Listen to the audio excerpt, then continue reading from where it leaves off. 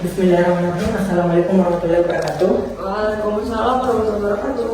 Sebelumnya saya ucapkan selamat siang kepada teman-teman semua yang sempat hadir pada siang hari ini, dan saya ucapkan juga yang terhormat kepada Prof. Jakung sebagai pengampu mata kuliah di manajemen pemasaran dan perilaku konsumen pada kali ini. Oke, kami dari kelompok 2 dan saya sendiri atas nama Arif dan rekan saya Atas nama Rizka Tunuji Haryanti. Oke, pada kesempatan kali ini kami akan membahas tentang manajemen pemasaran dan agribisnis. Oke.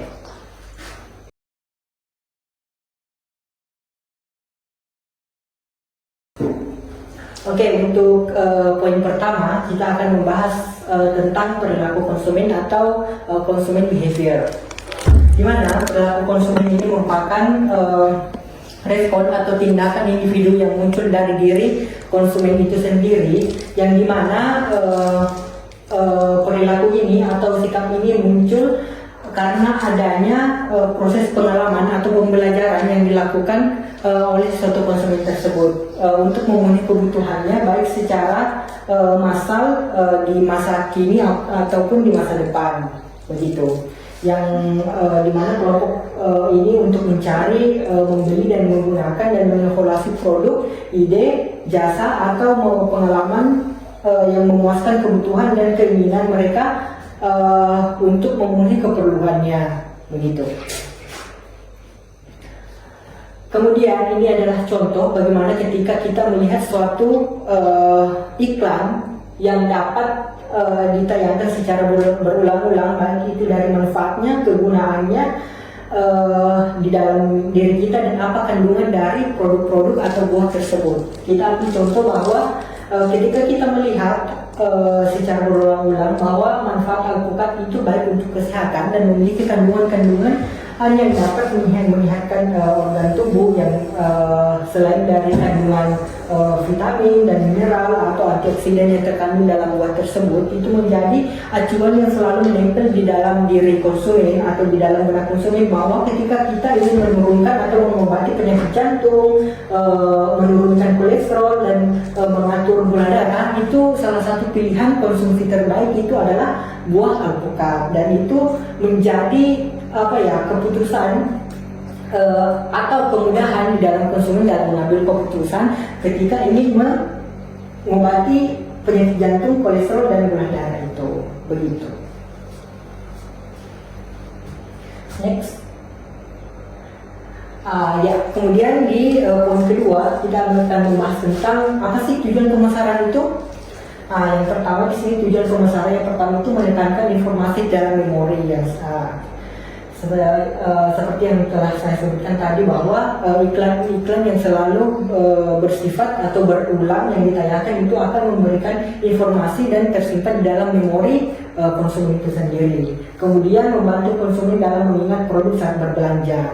Kemudian di dalam berbelanja setelah melihat iklan-iklan yang selalu berulang dan tertanam di dalam memori konsumen itu sendiri, ketika konsumen itu ingin melakukan transaksi atau belanja, itu dapat mempermudah keputusan konsumen itu dalam memilih produk, begitu. Kemudian yang ketiga, mempermudah dalam pengambilan keputusan. Kemudian pengambilan keputusan tadi bahwa di dalam banyaknya pemilihan produk yang dapat memenuhi kebutuhan atau keinginan konsumen itu dapat mempermudah memilih produk juga, bahwa mana produk tersebut yang sesuai dengan kebutuhan, keinginan atau dapat menyehatkan misal, atau vitamin-vitamin apa yang terkandung di dalam produk-produk tersebut itu dapat memudahkan dalam pengambilan keputusan. Kemudian yang terakhir itu mengurangi ketidakpastian dan membentuk loyalitas. Misalnya saking banyak produk, kemudian produk ini kandungannya apa sih, kemudian yang ini apa sih, kemudian yang mana yang lebih baik untuk kebutuhan atau keinginan yang saya inginkan untuk terpenuhi. Itu bisa menjadi salah satu atribut atau cara agar konsumen lebih memilih produk yang sudah pasti sesuai dengan keinginan dan kebutuhan tersendiri, begitu. Next. Kemudian di poin ketiga atau keempat ini kita akan membahas tentang bagaimana sih unsur-unsur perilaku konsumen. Di sini kita lihat bahwa ada 4 unsur-unsur di dalam perilaku konsumen yang dapat mempengaruhi keputusan pembelian atau sikap konsumen untuk membeli produk tersebut. Kemudian yang pertama ada motif, kemudian yang kedua petunjuk atau syarat, ketiga yaitu tanggapan, dan keempat adalah bantuan. Ya. Next, untuk yang pertama kita akan membahas motif. Motif itu apa sih? Sebagai unsur perilaku konsumen, motif itu adalah unsur yang muncul dari diri konsumen itu sendiri, di mana untuk memenuhi kebutuhannya dan untuk bertindak dan mengaruhi mereka pada pilihan produk atau merek tertentu sebagai sarana pemenuhan kebutuhan tersebut. Kemudian yang kedua adalah petunjuk, di mana petunjuk ini merupakan rangsangan atau stimulasi dari berbagai pihak, baik itu stimulasi dari pengalaman sebelumnya, dari lingkungan masyarakat atau dari keluarga yang dapat mempengaruhi perilaku konsumen yang telah termotivasi. Kemudian bagaimana konsumen harus merespon untuk memenuhi kebutuhannya, begitu. Kemudian tanggapan. Kemudian setelah mendapatkan motivasi, kemudian mendapatkan pembelajaran. Nah, di sini bagaimana sih tanggapan konsumen itu setelah mendapat motivasi dan tanggapan terhadap suatu produk? Apakah hasil dari motivasi dan pembelajaran itu dapat mendorong atau motif dari rangsangan eksternal yang dapat berubah perilaku nyaman atau proses mental? Jadi tanggapan itu apakah konsumen menanggapi secara positif atau negatif terhadap rangsangan yang telah didapat tersebut terkait produk yang ingin dibeli, misal yang dapat memenuhi kebutuhan individunya sendiri, begitu. Kemudian bantuan.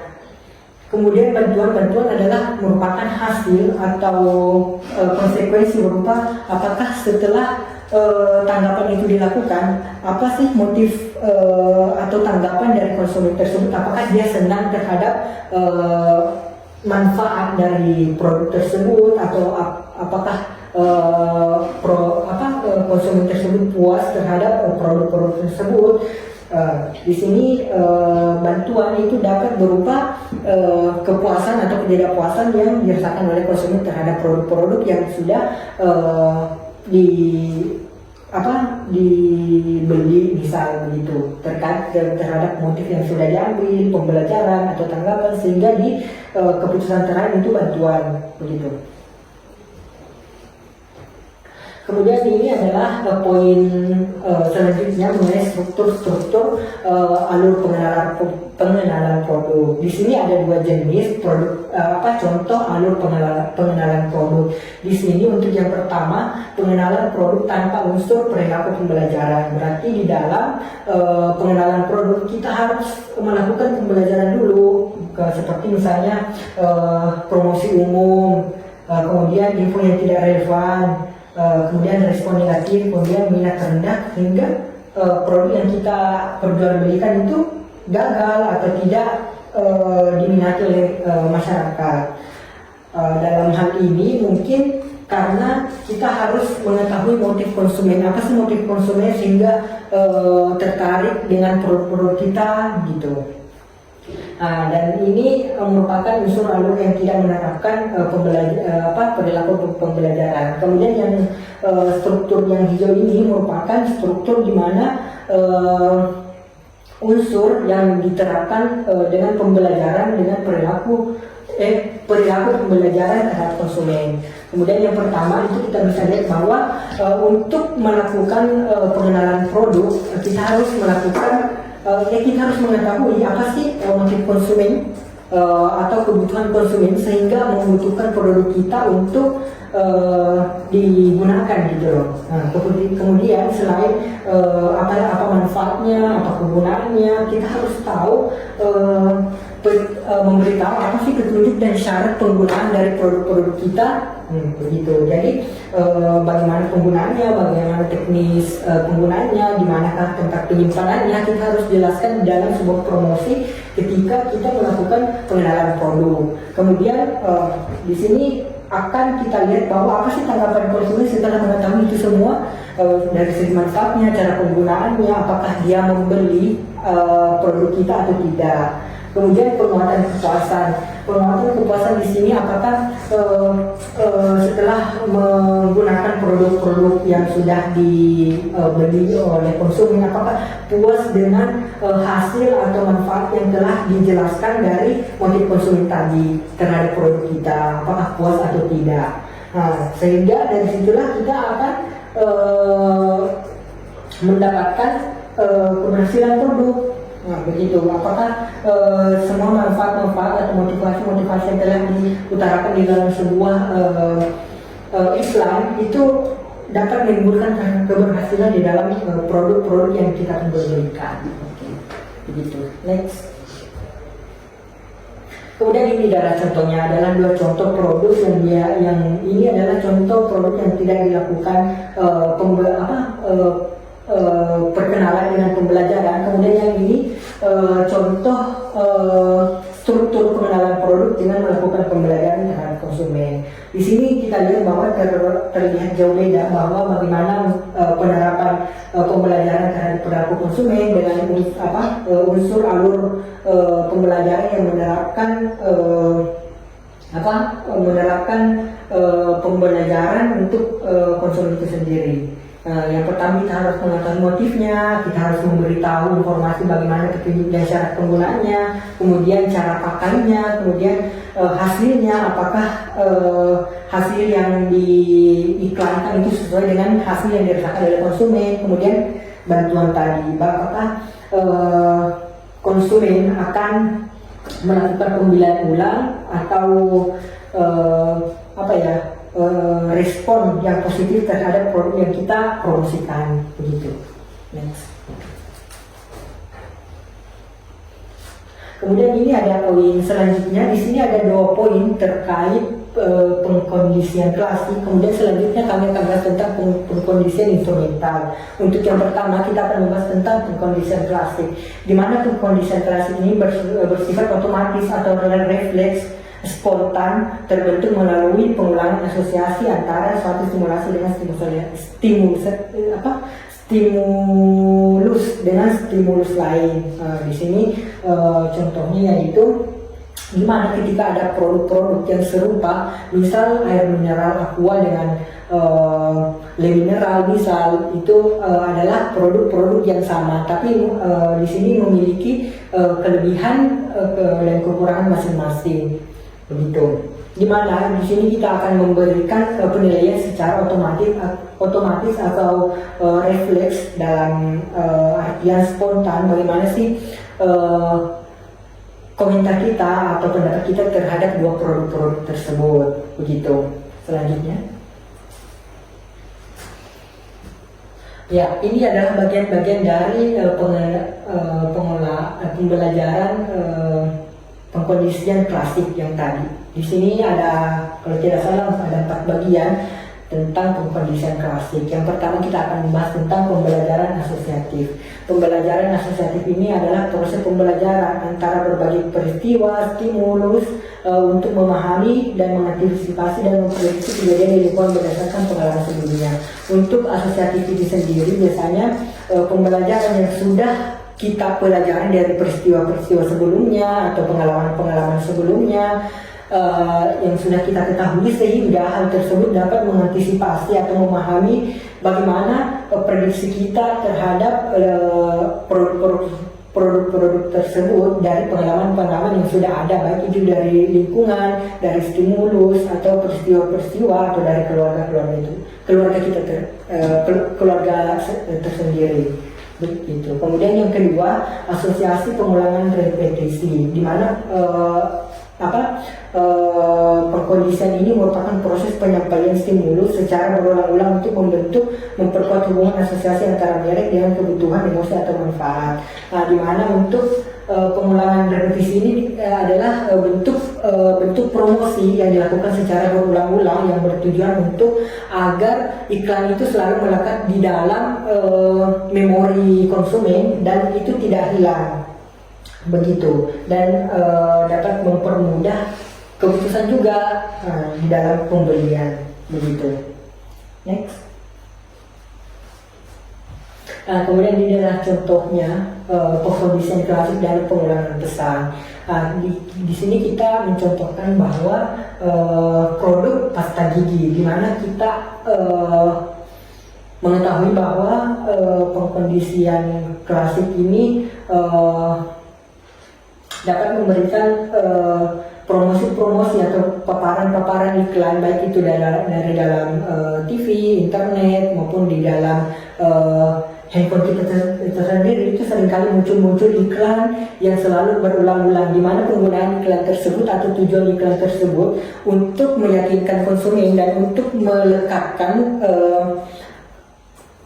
produk tersebut atau iklan tersebut di dalam diri konsumen, agar iklan tersebut selalu mengingat produk-produk tersebut merupakan pilihan terbaik ketika kita memilih pasta gigi gitu. Nah, sehingga itu akan menyebabkan respon otomatis ketika konsumen ingin melakukan keputusan pembelian begitu. Nah, kemudian asosiasi yang akan terbentuk yaitu bahwa pasta gigi itu dihubungkan dengan kebersihan dan nafas segar. Jadi produk pasta gigi itu selalu mendekatkan bahwa ketika konsumen ingin memiliki nafas segar dan kebersihan gigi itu, pilihlah produk pasta gigi ini begitu. Nah, kemudian akan menimbulkan hubungan merek yang kuat terhadap produk dengan konsumen begitu. Next. Nah, kemudian ini adalah poin ketiga dari pembelajaran klasik. Yang ketiga itu generalisasi stimulasi. Generalisasi stimulus itu merupakan contoh produk yang telah dipelajari sebelumnya, sehingga konsumen memerlukan produk baru atau terlihat seolah-olah sama dengan produk asli yang sudah dikenal. Nah, seperti tadi misalnya ada beberapa produk yang sama yang bisa juga bernaung di bawah merek yang sama, tapi nama ininya tuh beda, nama produknya beda, tapi di bawah brand yang sama begitu. Dan di sini bagaimana sih respon konsumen terhadap produk-produk yang sama ini? Apakah produk tersebut bisa memberikan respon yang sama terhadap konsumen yang sama pula? Apakah produk yang berbeda ini juga mendapatkan respon positif terhadap produk yang berbeda tapi merek yang sama begitu? Kemudian selanjutnya perluasan lini produk. Perluasan lini produk ini langsung ke contohnya bisa. Oh ya, kalau perluasan lini produk itu bagaimana produk-produk itu menciptakan bentuk produk yang berbeda tapi dengan penggunaan yang berbeda pula. Kemudian perluasan bentuk produk itu merupakan produk yang sama dalam bentuk atau format yang berbeda dengan memanfaatkan asosiasi pengalaman kepercayaan konsumen terhadap merek tersebut. Kemudian merek keluarga. Merek keluarga ini merupakan merek misal mereknya yang sama tapi bentuknya yang berbeda. Itu contohnya seperti merek iPhone, ada handphone, kemudian ada tab, kemudian ada laptop, semuanya merek Apple gitu. Itu merupakan contoh merek keluarga. Oke, next.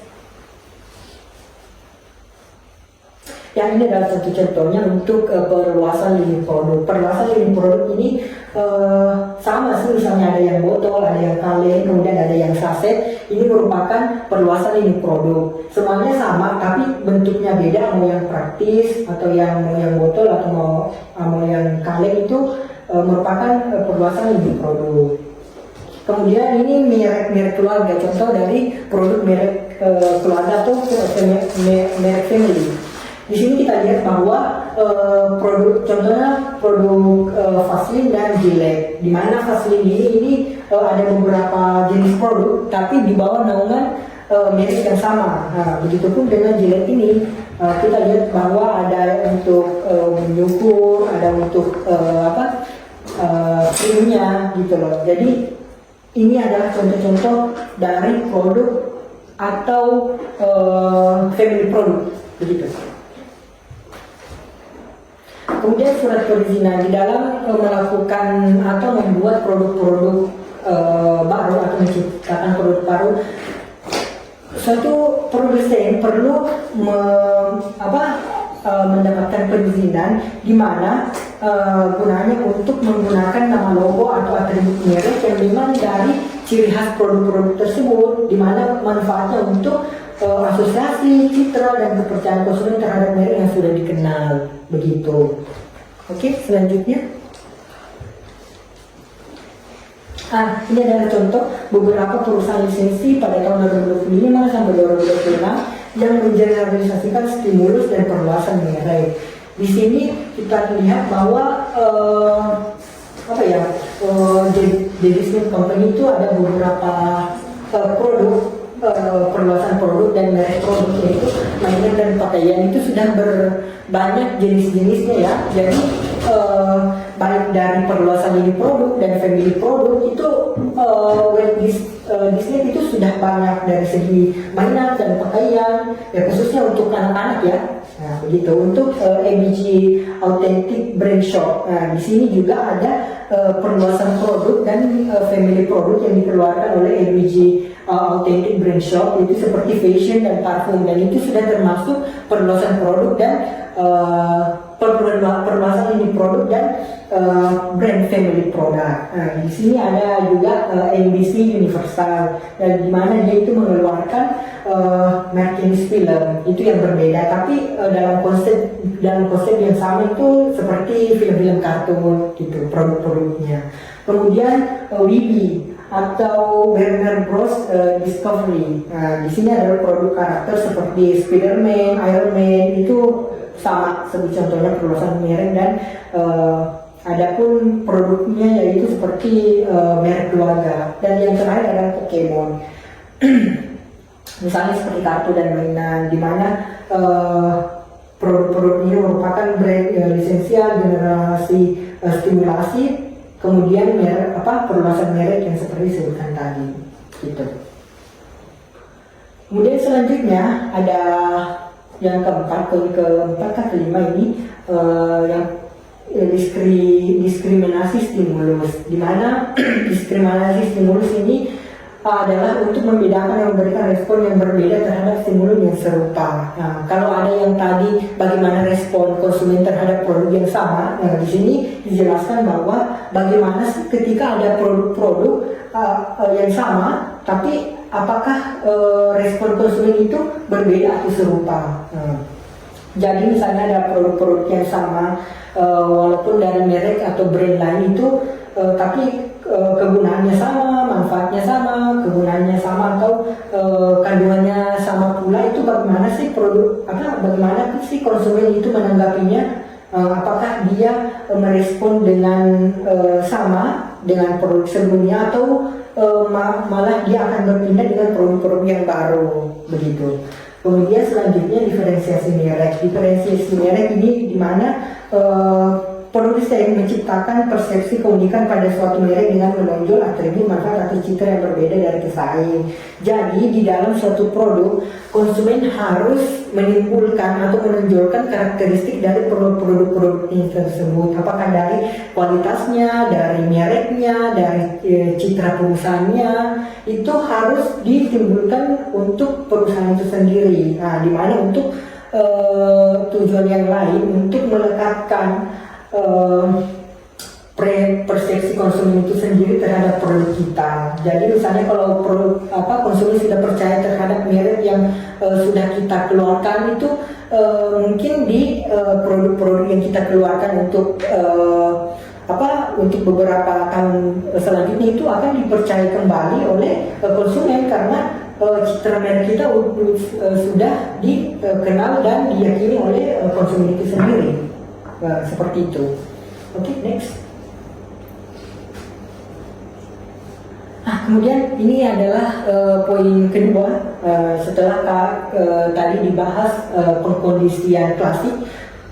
Kali ini kita akan masuk kepada poin kedua, yaitu pengkondisian instrumental. Nah, di mana definisi dari pengkondisian instrumental yaitu merupakan perilaku konsumen terbentuk melalui interaksi antara stimulus dan respon yang diperkuat oleh konsekuensi berupa imbalan atau hukuman. Berarti bagaimana sih perilaku konsumen antara dia mendapatkan stimulasi dari lingkungan sekitar, dari keluarga, atau dari suatu organisasi itu sendiri, dan bagaimana efek dari imbalan atau hukum atau imbas yang didapatkan oleh konsumen setelah mendapatkan produk-produk tersebut. Begitu konsep dari pengkondisian instrumental.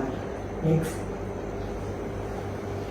Ya, kemudian ini juga ada beberapa poin-poin yang terkait dengan pengkondisian instrumental. Yang pertama, penguatan bantuan, di mana hasil dari satu perilaku yang memengaruhi kemungkinan perilaku tersebut akan diulang di masa depan, baik melalui pemberian rangsangan atau menyenangkan maupun kehilangan rangsangan yang menyenangkan. Jadi penguatan bantuan ini bagaimana sih suatu perilaku konsumen akan mempengaruhi perilaku tersebut akan diulang di masa depan. Jadi apakah perilaku konsumen saat membeli produk pertama kali akan berperilaku sama ataukah dia akan stop di pembelian pertama itu, ataukah dia akan mengulang perilaku tersebut di masa depan, begitu loh. Apakah dia ini setelah melakukan percobaan atau pembelian pertama, apakah konsumen ini akan melakukan pembelian-pembelian selanjutnya untuk di masa depan, begitu. Kemudian penguatan positif, di mana penguatan positif merupakan imbalan yang menyenangkan setelah suatu perilaku dilakukan dan untuk meningkatkan kemungkinan perilaku tersebut diulang dalam situasi yang sama atau serupa. Jadi untuk penguatan positif merupakan pemberian imbalan dari produsen ke konsumen, apakah itu diskon harga atau ada bonus yang dikeluarkan oleh konsumen terkait pembelian produk kita. Kemudian penguatan negatif, di mana setelah kita melakukan penguatan positif dengan memberikan imbalan kepada konsumen, apakah penguatan negatif seperti setelah kita memberikan diskon kemudian tiba-tiba kita menghilangkan diskon tersebut, apakah berpengaruh terhadap konsumen, pembelian konsumen atau keputusan konsumen terhadap produk-produk kita? Apakah dengan tanpa adanya potongan harga atau imbalan yang diberikan kepada konsumen, apakah mempengaruhi sikap atau perilaku konsumen itu sendiri? Apakah dia akan membeli ulang produk kita atau bahkan berpindah ke produk-produk lain, gitu. Selanjutnya, oke, ini adalah contoh-contoh bagaimana pengkondisian instrumental dalam perlakuan berulang. Di sini ada, anggaplah kita akan membeli celana di dalam satu toko, tapi 4 dari pilihan celana ini merupakan yang kita inginkan, produk yang kita inginkan untuk dibeli. Nah, dan kemudian kami melakukan analisis atau tes satu-satu di keempat produk ini. Yang pertama, merek A, merupakan merek yang termasuk di dalam kriteria kita, tapi ada minusnya, yaitu terlalu longgar misal, sehingga menjadikan kita tidak nyaman atau mengurangi respon. Kemudian di bagian B merupakan pilihan kedua dari produk celana yang kita inginkan, tapi produk itu terlalu sepi, tidak muat dengan kita, jadi kita harus memilih untuk produk-produk lain, gitu. Nah, ini juga menimbulkan ketidaknyamanan, sehingga ketika kita melakukan pembelian yang celana terlalu sempit. Kemudian yang ketiga, misal kurang pas. Ini adalah pilihan ketiga dari produk-produk yang ingin kita beli. Dan itu menimbulkan ketidaknyamanan juga karena kurang pas di kita, gitu loh. Kemudian yang bagian D merupakan pilihan terakhir di dalam pembelian celana. Di sini include dengan semua ini, merek D itu merupakan kualitas yang bagus, kemudian ukurannya itu tidak longgar, kemudian tidak sempit, kemudian pas di dibanding kita itu merupakan pilihan produk dengan hadiah yang memperkuat respon kita terhadap produk-produk tersebut begitu. Oke, next. Nah, ini adalah jadwal penguatan dalam kepolisian pemerintah di dalam pemasaran atau meyakinkan perilaku konsumen. Kita ada dua penguatan pembelajaran dan rasio variabel bantuan. Di sini sangat berbeda antara bagaimana kita memberikan diskon atau potongan harga kepada konsumen. Yang pertama, kita memberikan imbalan setiap kali transaksi dilakukan. Kemudian restoran memberikan minuman gratis setiap kunjungan pelanggan, dan menurut hasil bahwa cara-cara tersebut akan membuat konsumen cenderung belanja lebih sering, tapi ada efeknya bahwa fiksasi cepat tapi cepat pupus gitu loh, bahwa dalam artian ketika kita tidak melakukan minuman gratis atau memberikan imbalan setiap transaksi, itu akan mengurangi respon konsumen terhadap produk kita. Nah, kalau yang di sini merupakan rasio variabel bantuan, di mana imbalan diberikan setelah sejumlah transaksi tersebut secara acak. Nah, dalam artian kata loyalitas dengan undian hadiah setiap beberapa kali pembelian, gitu. Berarti setiap pembelian konsumen, misal dalam 5 kali itu akan diundi dan mendapatkan reward atau hadiah setelah pembelian produk kita setelah mencapai 5 kali pembelian. Kemudian hasil dari rasio variabel bantuan itu akan membuat konsumen cenderung tahan lama untuk membeli. Jadi tidak berpatokan setelah kita membeli produk tersebut kita akan mendapatkan potongan harga atau imbalan, tapi ada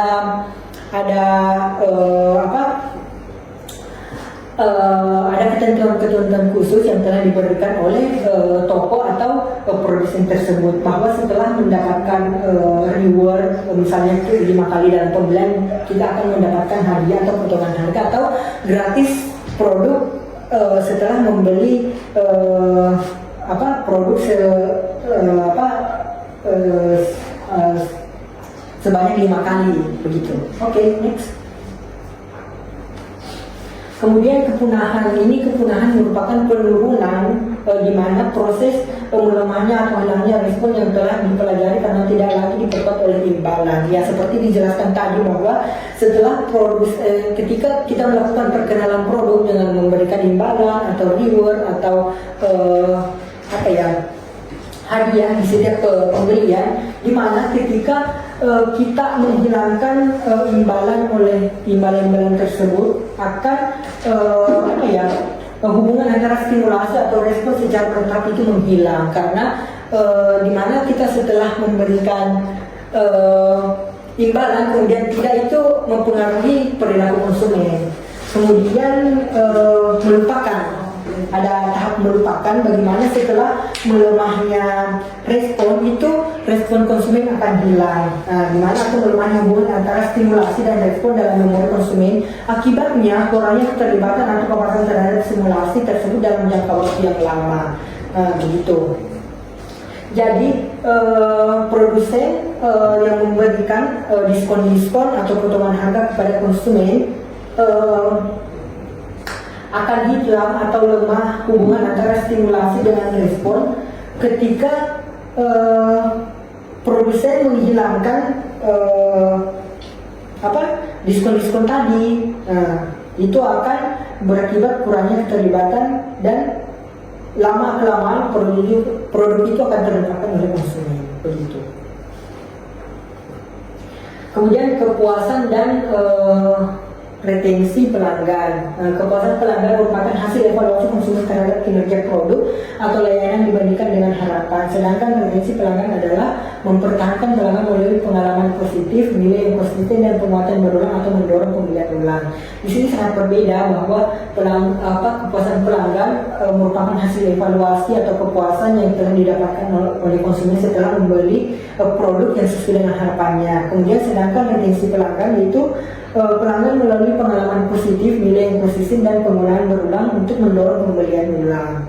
Nah, kalau yang kepuasan pelanggan itu lebih ke mengevaluasi bagaimana sih harapan konsumen terhadap produk kita. Kalau untuk retensi pelanggan itu melalui pengalaman positif atau pembelian yang berulang yang dilakukan oleh konsumen. Kemudian pembentukan ini merupakan proses pembelajaran di mana perilaku konsumen dibentuk secara bertahap melalui pemberian penguatan terhadap tindakan-tindakan kecil yang mendekati perilaku yang diinginkan bahkan sebelum perilaku tersebut sepenuhnya terjadi. Begitu. Kemudian adalah pembelajaran massal. Pembelajaran massal ini seperti pembelajaran yang dilakukan oleh suatu promosi yang dimana misalnya sales itu turun langsung ke lingkungan masyarakat untuk mempromosikan produk-produknya tersebut dengan mengumpulkan masyarakat-masyarakat yang ada di sekitar situ untuk melihat bagaimana sih kualitas produk kita, apa saja kegunaannya, apa saja manfaatnya, apa saja kekurangannya, kemudian mempraktikkan bagaimana cara-cara penggunaannya, penerapannya. Itu merupakan contoh pembelajaran massal. Kemudian pembelajaran terdistribusi. Pembelajaran terdistribusi itu merupakan pembelajaran di mana disebarkan secara berkala. Berarti untuk pembelajaran distribusi ini biasa dilakukan secara berulang-ulang atau bertahap-tahap di dalam lingkungan konsumen dengan tujuan apa? Sehingga agar manfaat atau tujuan dari produk-produk kita itu tidak dilupakan oleh konsumen. Jadi dengan melakukan stimulasi secara berkala itu dapat selalu mengingatkan kepada konsumen terhadap produk-produk kita, apakah motif atau manfaat dari produk kita itu selalu melekat pada memori konsumen. Begitu. Oke, baik, selanjutnya akan dilanjutkan kepada rekan saya, itu Mbak Rizka, dipersilakan.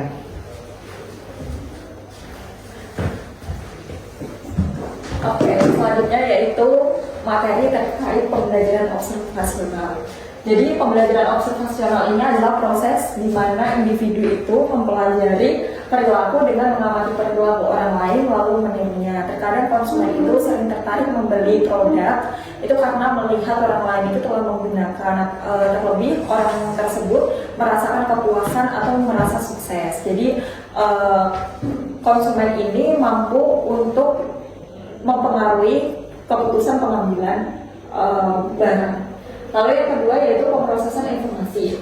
Pemrosesan informasi ini adalah proses bagaimana konsumen itu menerima, memahami, menyimpan informasi sebelum mengambil keputusan. Nah, sebelum dalam kehidupan sehari-hari kita sering dihadapkan berbagai macam pilihan produk. Contohnya ketika kita mau membeli handphone, sebelum membeli pasti kita akan mencari informasi dulu, lalu kita membandingkan produk dan mempertimbangkan dari segi kelebihan dan kelemahan. Contohnya ketika kita sebelum membeli handphone, kita pasti akan melihat dari segi harga, fitur, kualitas, merek, review dari pengguna lain untuk membeli produk tersebut.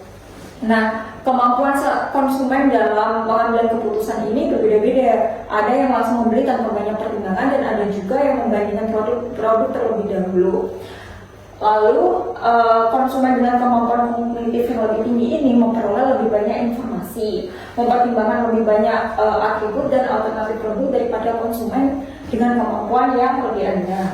Dan komponen-komponen pemrosesan informasi ini meliputi penyimpanan data pengkodian, dan mengambil dan menyimpan informasi. Next. Nah, selanjutnya yaitu penyimpanan data. Jadi di sini dijelaskan ada 3 tahapan. Yang pertama ini adalah indrawi atau sensory store, lalu dilanjutkan ke memori kerja, jangka pendek dan jangka panjang. Yang pertama ini adalah indrawi atau sensory store. Jadi informasi masuk itu melalui panca indera. Contohnya ketika kita mendengarkan iklan, terus kita merasakan kualitas produk, dan kita juga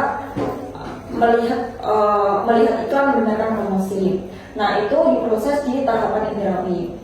Jadi di tahapan indrawi ini cuma berlangsung sekitar 1-2 detik. Jadi konsumen kalau tidak langsung memberikan perhatian atau memberikan respon, maka informasi tersebut itu langsung hilang.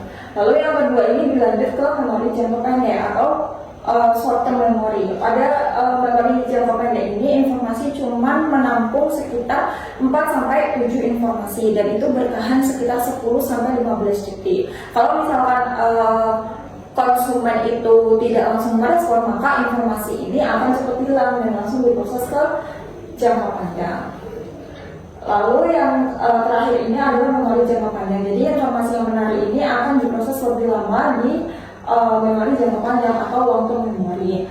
Nah, supaya informasi ini tidak cepat hilang, maka dibutuhkan pengkodean. Pengkodean ini adalah informasi yang masuk itu dihubungkan dengan pengalaman yang sudah dimiliki sebelumnya. Nah, terus informasi yang penting akan diproses di memori jangka panjang ini dan akan difilter melalui di tahap pengambilan. Nah, selanjutnya ini adalah pengkodean. Pengkodean pemasaran ini adalah proses di mana kita itu memilih kata atau gambar visual untuk mewakili objek yang kita persepsikan. Nah, biasanya iklan yang didominasi teks ini akan mengaktifkan pembelajaran merek. Misalkan iklan yang didominasi teks ini khususnya iklan yang menjelaskan spesifikasi produk secara detail atau memperluas wawasan terkait konsumen. Sedangkan iklan yang didominasi gambar ini akan mengapresiasi iklan, karena iklan yang didominasi gambar ini secara tidak langsung akan meningkatkan kebutuhan konsumen. Jadi konsumen itu lebih tertarik dengan iklan yang didominasi gambar, karena otak konsumen itu sangat bergantung pada yang namanya visual. Jadi visual itu meliputi bentuk, warna, karakter, lalu ilustrasi. Jadi iklan yang didominasi gambar ini lebih mudah ditangkap daripada iklan yang didominasi teks. Next. Selanjutnya yaitu pengambilan dan menyimpan informasi. Nah, ini bisa dilihat grafiknya. Ini adalah alasan utama konsumen menggunakan konten bermerek di internet. Nah, bisa diketahui bahwa yang 27% ini adalah iklan yang edukatif. Jadi konsumen itu cenderung lebih memilih iklan yang sifatnya itu edukatif karena bisa menambah wawasan dan juga bisa mengetahui spesifikasi terkait produk dalam kemasan itu secara detail. Lalu disusul dengan tingkat 25% yaitu iklan yang menghibur mereka, menginspirasi dan mengajarkan mereka sesuatu. Yang pertama itu menghibur mereka karena iklan yang sangat mempengaruhi itu yang pertama karena hiburan, itu karena lucu ataupun iklannya itu kreatif. Lalu yang menginspirasi ini terkait cerita sukses atau kisah perjuangan. Yang ketiga ini mengajari mereka sesuatu. Jadi iklan yang menumbuhkan atau memberikan sesuatu yang baru itu mampu menumbuhkan konsumen ini untuk menggunakan konten bermain di internet. Lalu yang disusul yang terakhir itu ada hal yang mengejutkan mereka dan membuat mereka bertindak. Jadi yang pertama itu untuk yang 11% ini konten yang mengejutkan mereka. Jadi kalau misalkan konten yang mengejutkan mereka itu ada kayak sifatnya itu kaget dan konsumen itu tidak akan memperhatikan isi dari konten tersebut. Lalu yang terakhir ini adalah membuat mereka bertindak. Jadi kesannya itu seperti jualan. Next. Nah, ini adalah pembelajaran kognitif. Jadi pembelajaran kognitif ini adalah evaluasi sistematis terhadap informasi dan alternatif yang dibutuhkan untuk menyelesaikan kebutuhan yang telah diakui tetapi belum terpenuhi atau masalah yang belum terpecahkan. Nah, di sini itu ada contohnya yaitu iklan Crash Pro Health. Jadi kita asumsikan bahwa ada salah satu pasien yang namanya Barbara. Barbara itu setiap 6 bulan sekali ada kegiatan rutin untuk membersihkan karang gigi. Nah, pada waktu pembersihan karang gigi, ternyata dokter melihat kondisi mulut Barbara ini, ternyata Barbara mengalami gingivitis. Gingivitis ini adalah pembengkakan gusi. Nah, pada waktu itu si dokter ini menyarankan bahwa Barbara ini harus menggunakan pasta gigi yang dirancang khusus untuk menghadapi permasalahan tersebut. Nah, secara tidak langsung si Barbara ini melihat iklan Crash Pro Health ini yang dari segi harga dia lebih mahal tapi kualitasnya juga terjamin. Oleh karena itu si Barbara ini akhirnya memutuskan membeli produk ini dan menggunakan pasta gigi yang dirancang untuk mengatasi permasalahan gingivitis gitu. Jadi secara tidak langsung si Barbara ini telah melakukan pembelajaran kognitif. Jadi dia menghadapi masalah, lalu dia menemukan solusi dan dia memakai produk tersebut, lalu dia mempelajari spesifikasi dan manfaat dari produk tersebut, dan dia sudah menerapkan pembelajaran kognitif. Next. Selanjutnya yaitu keterlibatan konsumen dan lateralisasi hemisferik. Next. Nah, keterlibatan konsumen ini adalah tingkat relevansi pribadi yang dimiliki produk atau pembelian tersebut bagi konsumen. Jadi keterlibatan konsumen ini ada yang keterlibatan tinggi dan ada juga keterlibatan rendah. Jadi contohnya keterlibatan tinggi itu ketika kita membeli barang yang investasi, barang yang bernilai tinggi. Misalkan kita membeli laptop, kita membeli kendaraan, pasti sebelum membeli kita akan memikirkan jangka panjang. Kalau misalkan salah membeli, resikonya gimana, terus manfaat jangka panjangnya apa, dan dari segi harga juga kita perlu mempertimbangkan. Lalu keterlibatan konsumen dalam keterlibatan rendah itu contohnya ketika kita membeli sabun, membeli alat tulis, membeli mungkin parfum yang murah. Nah itu juga kita akan membeli tanpa harus mempertimbangkan banyak hal, dan kita pasti tidak akan memikirkan dalam jangka panjang karena mungkin harganya murah dan relatif mudah untuk didapatkan. Next. Oke, selanjutnya yaitu pengukuran keterlibatan konsumen.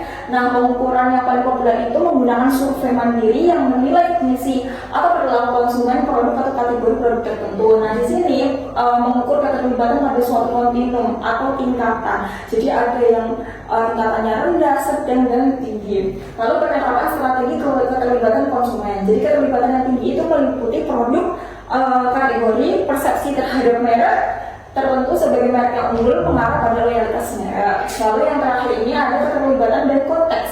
Jadi penelitian menunjukkan bahwa konteks di mana pesan promosi ini muncul berdampak pada keterlibatan. Konsumen yang sangat terlibat ini menjalin hubungan jangka panjang dengan produk dan merek tertentu. Next. Selanjutnya yaitu literasi hemisferik. Literasi hemisferik ini atau biasa kita kenal teori otak terbelah, itu dibedakan menjadi dua ya, belahan otak kanan dan belahan otak kiri. Jadi belahan otak kiri ini berhubungan dengan kemampuan yang bersifat logis dan terstruktur, sedangkan belahan otak kanan itu berhubungan dengan kemampuan yang kreatif dan intuitif. Dan kalau otak kiri itu fokusnya ke membaca, menulis, terus berbicara, berhitung, serta berpikir secara sistematis. Kalau yang belahan otak kanan ini fokusnya ke imajinasi, emosi, seni, musik, serta kemampuan yang berkaitan dengan visual. Lalu cara berpikirnya itu kalau yang otak kiri itu berpikir secara linear, sedangkan belahan otak kanan ini kebalikannya yaitu berpikir secara non-linear. Oke, selanjutnya yaitu langkah-langkah pengenalan dan pengingatan. Yang pertama tujuannya itu untuk mengetahui apakah konsumen itu ingat pernah melihat iklan ini atau tidak. Lalu yang kedua mengukur seberapa baik konsumen itu memahami isi iklan. Lalu jenis tesnya itu ada tes pengenalan atau tes pengenalan dan tes pengingatan. Jadi kalau tes pengenalan ini dia tanpa bantuan. Jadi kalau misalkan kita lihat iklan di TikTok ataupun apa gitu, kita kasih tahu ke teman, terus kita tanyain, kamu pernah melihat iklan ini nggak? Si salah satu temanmu jawab, oh iya aku pernah lihat iklan ini. Nah dia tuh berarti cuma pernah melihat iklan ini tapi tidak tahu secara detailnya. Lalu yang tes pengingatan ini menggunakan bantuan. Jadi misalkan ketika kita membawa produk minuman gitu, terus kita tanya ke salah satu teman, kamu pernah lihat iklan apa yang kamu ingat dari iklan pada minuman ini gitu. Terus salah satu teman jawab, oh iya ini kan yang produk minuman yang ada slogannya cintai susu minum Yakult tiap hari. Nah itu berarti ingat konten dari minuman tersebut tapi mungkin tidak tahu secara spesifikasinya. Next. Selanjutnya yaitu loyalitas merek. Jadi loyalitas merek ini ada dua pengukuran, yaitu pengukuran sikap dan pengukuran perilaku. Jadi pengukuran sikap ini mengukur perasaan konsumen secara keseluruhan tentang merek tersebut, termasuk niat pembelian mereka di masa yang akan datang. Dan pengukuran perilaku yang fokusnya itu pada perilaku yang dapat diamati secara faktual, seperti kuantitas yang dibeli, frekuensi pembelian, dan pembelian berulang. Next. Nah, selanjutnya yaitu tingkat loyalitas merek bergantung pada 3 faktor. Yang pertama ini adalah tanggapan konsumen terhadap resiko atau pencarian variasi. Jadi kalau misalkan konsumen itu sudah loyal, biasanya sudah malas untuk membeli produk lain. Lalu yang kedua ini adalah reputasi merek dan ketersediaan merek pengganti. Jadi kalau misalkan dalam suatu brand itu dan mereknya itu sudah kuat, biasanya konsumen ini mau membeli merek lain itu juga sudah malas. Hasil dia akan lebih loyal terhadap merek tersebut. Yang ketiganya adalah pengaruh kelompok sosial dan rekomendasi teman sebaya. Jadi faktor eksternal itu sangat berpengaruh, bisa dipengaruhi dari keluarga, terus teman, dan juga orang lain. Ada 3 jenis loyalitas merek. Yang ketiga ini ada yang pertama loyalitas merek yang berlebihan. Jadi kalau misalkan konsumen ini sudah loyal terhadap produk, biasanya dia sudah malas untuk mencari produk lain atau membandingkan produk tersebut dengan produk yang lain. Yang kedua ini loyalitas merek berdasarkan inersia. Jadi konsumen itu membeli produk bukan berdasarkan dia benar-benar suka, tapi karena dia itu sudah sangat loyal terhadap produk tersebut daripada membeli produk lain, akhirnya produk tersebut itu mengecewakan, dia sesuai dengan ekspektasi, makanya dia cari yang produk yang sudah sesuai dengan ekspektasi dia. Lalu loyalitas merek premium ini biasanya merek yang sudah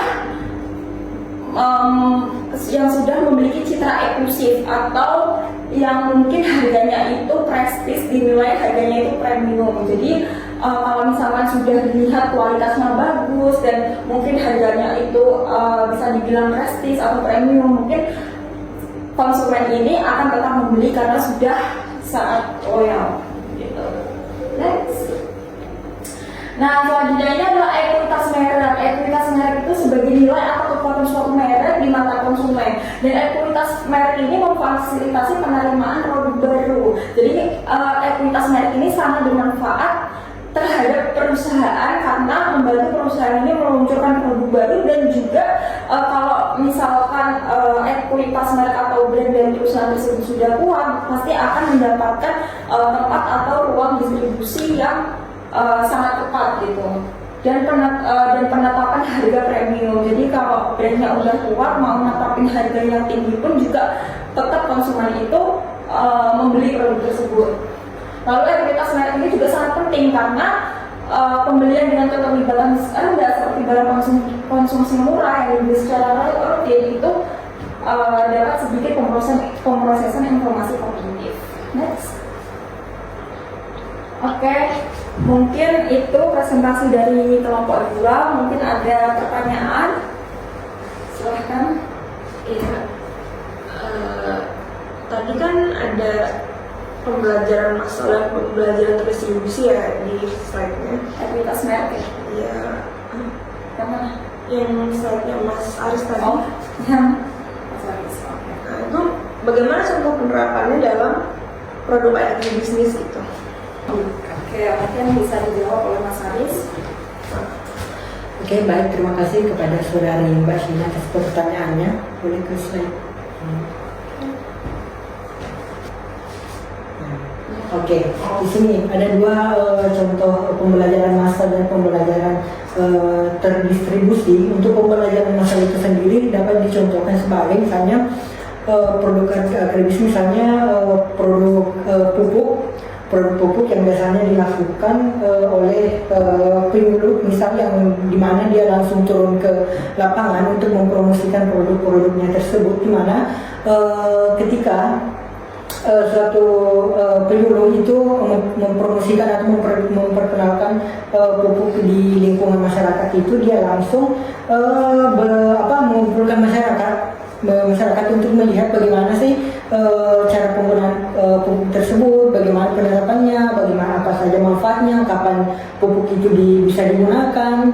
Nah, begitu. Itu contohnya di dalam bidang agribisnis. Tapi misalnya kalau di dalam lingkungan sekitar juga bisa contohkan bahwa misalnya ada promosi salah satu panci, dan saya juga pernah merasakan contoh promosi tersebut. Misalnya dalam satu promosi yang turun langsung di lingkungan masyarakat, kemudian di dalam lingkungan tersebut dikumpulkan satu masyarakat untuk melihat apa sih manfaat panci tersebut, bagaimana penggunaannya, apa saja yang bisa dimasak, kemudian apa saja kelebihannya, itu diterapkan langsung secara massal di lingkungan masyarakat tersebut. Kemudian secara kedua, pembelajaran terdistribusi. Misalnya dalam satu produk agribisnis itu ada salah satu produk atau baik itu produk makanan yang bisa dilakukan secara berulang-ulang. Seperti contoh yang di slide tadi, bahwa ada promosi avokat yang biasa kita lihat atau saksikan baik itu di internet ataupun di iklan langsung di televisi, itu secara berulang-ulang dilakukan. Dan tujuan atau manfaatnya iklan dilakukan secara berulang-ulang itu, manfaatnya juga agar konsumen itu tidak melupakan bahwa produk tersebut memiliki manfaat yang harus diingat terus oleh konsumen. Nah, itu yang pertama. Kemudian yang kedua, yang berulang-ulang itu seperti tadi, untuk mempermudah di dalam pengambilan keputusan oleh konsumen. Nah, begitu. Itu sih dua manfaat atau tujuan yang dapat saya jelaskan atau sampaikan di dalam pembelajaran massal atau pembelajaran distribusi, dan perbedaannya dapat di yang sudah saya sampaikan tadi, begitu.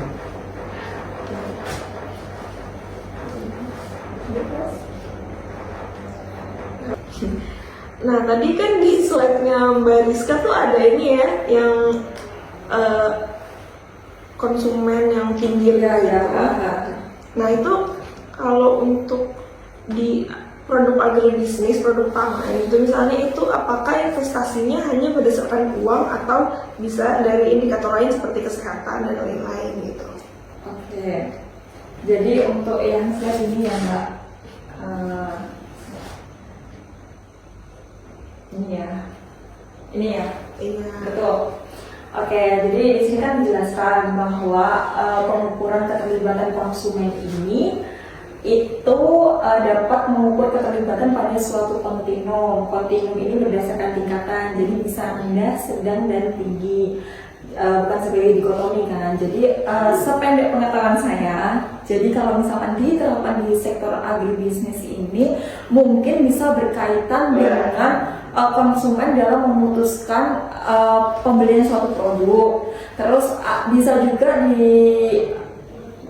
diterapkan ke dalam keuangan agribisnis atau investasi agribisnis. Tapi untuk di bidang kesehatan, betul begitu, di bidang kesehatan ini sependek pengetahuan saya harusnya bisa. Mungkin juga di bidang kesehatan ini juga ada macam-macamnya yang perlu diterapkan sebagai tingkatan itu. Ada yang rendah, sedang, dan tinggi gitu. Baik, terima kasih jawabannya. Oke, sama-sama. Oke, ke slide terakhir.